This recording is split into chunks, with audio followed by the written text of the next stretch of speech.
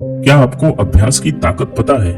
निरंतर अभ्यास से किसी भी बड़े से बड़े लक्ष्य को कैसे पाया जाता है? आज की ये प्रेरणादायक कहानी इसी को दर्शाती है। दोस्तों, बात है पुराने जमाने की।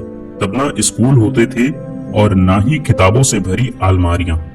बच्चे अपनी पढ़ाई के लिए गुरुकुल जाया करते थे। वहां बच्चे गुरु जी के आश्रम में रहते, रोजमर्रा के काम करते, गाय चराते, लकड़ियां बटोरते और साथ ही पढ़ाई भी किया करते थे। ऐसे ही एक कहानी है वरदराज की। वरदराज भी अपने गांव से गुरुकुल भेजा गया, जैसे बाकी बच्चे जाते थे। वो भी वहां पहुंचकर अपने बाकी साथियों में घुल मिल गया। सब साथ खेलते खाते, आश्रम का काम करते। लेकिन एक ही जगह थी जहां वरदराज अपने दोस्तों से बहुत पीछे था, और वो थी पढ़ाई। गुरुजी जो भी पढ़ाते, वरदराज की समझ में बहुत कम आता। अक्षर, श्लोक, अर्थ सब कुछ उसके लिए उलझे धागों जैसा था। गुरुजी समझाते समझाते थक जाते, मगर वरदराज के सिर पर तो मानो बात ही नहीं चढ़ती। धीरे धीरे उसकी हालत ऐसी हो गई कि आश्रम के बच्चे उसे ताने मारने लगे। कोई उसे मंदबुद्धि कहता, कोई कहता तू तो कभी कुछ नहीं सीख पाएगा। वक्त बीतता गया, साल खत्म हुआ। उसके सारे साथी अगली कक्षा में चले गए, लेकिन वरदराज वहीं का वहीं रह गया, अकेला, उदास और टूटा हुआ। आखिरकार एक दिन गुरु जी ने भी हार मान ली। उन्होंने वरदराज को बुलाया और कहा, बेटा वरदराज, मैंने हर तरह से कोशिश कर ली, पर लगता है विद्या तुम्हारी किस्मत में नहीं है। तुम्हारा वक्त यहाँ बर्बाद हो रहा है। तुम घर चले जाओ और अपने माता पिता के काम में हाथ बटाओ, खेती बाड़ी करो, शायद वही तुम्हारे लिए सही रहेगा। गुरु जी की बात सुनकर वरदराज के दिल पर मानो पत्थर रख दिया गया हो। उसकी आंखें भर आई। उसने सोचा, शायद गुरु जी ठीक ही कहते हैं, पढ़ाई तो मेरे बस की बात नहीं। वो भारी कदमों से अपने गांव की ओर चल पड़ा। दोपहर का वक्त था, सूरज सिर पर आग बरसा रहा था। वरदराज को बहुत प्यास लगी। वह चारों तरफ देखने लगा, कहीं पानी मिल जाए। तभी उसने देखा थोड़ी दूर पर कुछ औरतें कुएं से पानी खींच रही थी। वो जल्दी जल्दी वहां पहुंच गया। कुएं के पास उसने देखा कि पत्थरों पर गहरे निशान पड़े हुए थे। उसे बड़ा अचरज हुआ। उसने एक औरत से पूछा, माता जी, ये पत्थर पर इतने गहरे निशान कैसे पड़ गए? क्या किसी ने इन्हें तराशा है? औरत ने हंसते हुए कहा, नहीं बेटे, इन्हें किसी ने नहीं तराशा।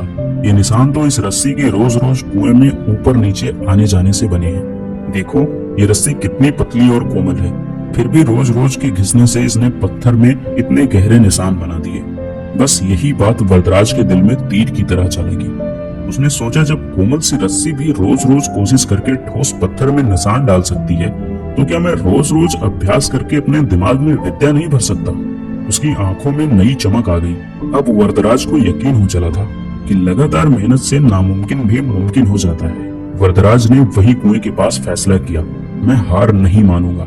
मैं वापस जाऊंगा गुरुकुल और तब तक कोशिश करता रहूंगा जब तक सीख ना जाऊं। वो फौरन वापस गुरुकुल लौट गया। उसके लौटते ही सब हैरान रह गए।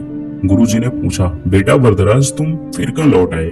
वरदराज ने आत्मविश्वास से कहा, गुरुजी, मैंने रास्ते में एक कुआं देखा। वहां रस्सी के रोज रोज घिसने से पत्थर में निशान पड़ गए थे। तो मैंने सोचा कि अगर पत्थर पर निशान पड़ सकते हैं, तो लगातार अभ्यास से मेरे दिमाग पर भी विद्या की छाप जरूर पड़ सकती है। गुरुजी, मुझे एक मौका और दीजिए। मैं मेहनत करूंगा, रोज करूंगा और तब तक करूंगा जब तक सीख ना जाऊं। गुरुजी ने उसकी आंखों में एक अलग चमक देखी। उन्होंने कहा, वरदराज, यही तो असली विद्यार्थी की पहचान है, हार ना मानना। चलो फिर से शुरुआत करते हैं। इसके बाद वरदराज ने दिन रात एक कर दिया। सवेरे सबसे पहले उठता, गुरुजी के पास बैठता, सवाल पूछता, रटता, समझता, फिर भी गलती होती फिर पूछता। उसके साथी पहले उसे मंदबुद्धि कहते थे, वही अब उनकी लगन देखकर दंग रह गए। धीरे धीरे वरदराज की पढ़ाई में पकड़ मजबूत होने लगी। उसे श्लोक याद होते चले गए, व्याकरण की गुत्थियां सुलझने लगी। कुछ ही सालों में वरदराज, जो एक वक्त मंदबुद्धि कहलाता था, इतना बड़ा विद्वान बन गया कि उसकी ख्याति दूर दूर तक फैल गई। उसने संस्कृत व्याकरण की महान किताबें लिखी, लघु सिद्धांत कौमुदी, मध्यम सिद्धांत कौमुदी, सार सिद्धांत कौमुदी और गीवाणपद मंजरी। आज भी विद्वान उनके नाम का आदर करते हैं। दोस्तों, वरदराज की कहानी हमें एक बहुत बड़ी बात सिखाती है, अभ्यास से बड़ा कोई चमत्कार नहीं। कभी मत सोचो कि तुम किसी चीज में कमजोर हो।